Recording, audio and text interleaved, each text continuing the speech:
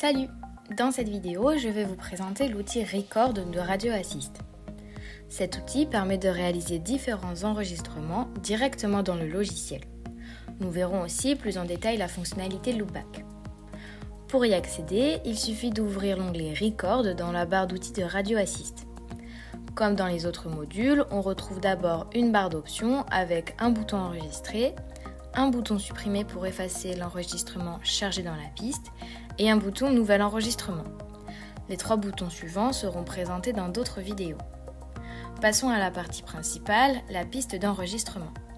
Quand on lance un record, la piste se remplit en temps réel avec le son capté.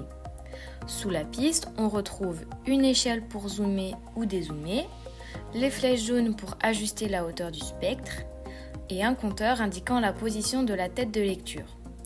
Pendant l'enregistrement, il affiche une durée et une fois terminé, il sert de repère classique pour naviguer dans la piste.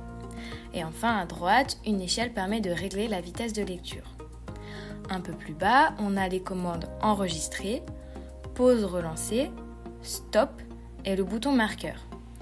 Chaque marqueur placé apparaît dans le tableau avec son nom et sa position.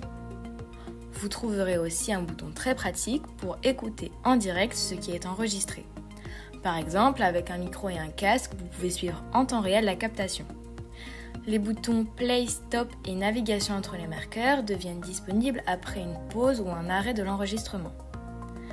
Dans cette zone, on retrouve un vumètre et deux potards pour équilibrer le son à gauche et à droite. Enfin, cette partie permet de choisir la source d'enregistrement.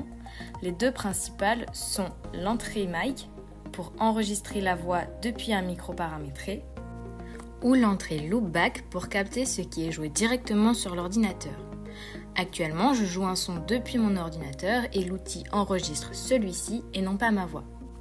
Et enfin, à droite, la fiche d'indexation du nouvel enregistrement. Elle peut être remplie avant, pendant ou après l'enregistrement. On choisit l'onglet de destination et on renseigne les données associées. Simple et efficace.